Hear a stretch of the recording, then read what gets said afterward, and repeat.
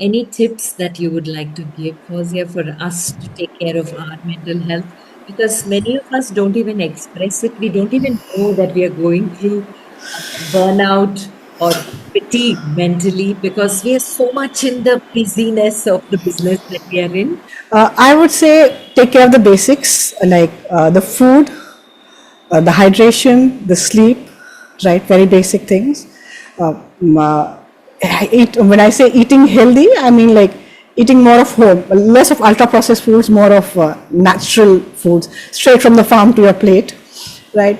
Keeping yourself well hydrated, maintaining the sleep hygiene.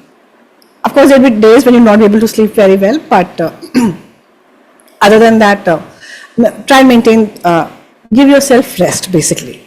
Allow and believe that you deserve rest, right?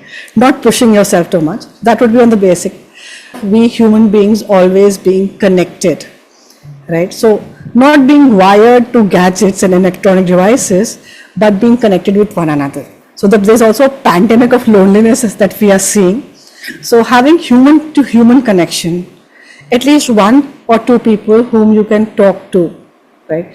If it is not your friends, if it is not your family members, definitely a therapist, right? But we have to have that person in our life.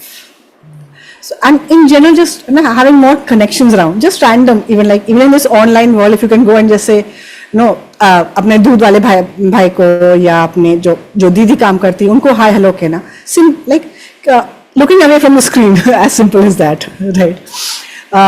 And something that I personally find very relaxing and soothing that you talk about, in terms of the safe space or the calm space, is to have some time in the day when you sit with stillness, when you do nothing, when you allow yourself to feel in your body what your body wants you to hear, right? So instead of it coming out in as anxiety, as depression, as XYZ, you sit with your body and you listen to that, right? And when I talk about body, definitely it needs movement.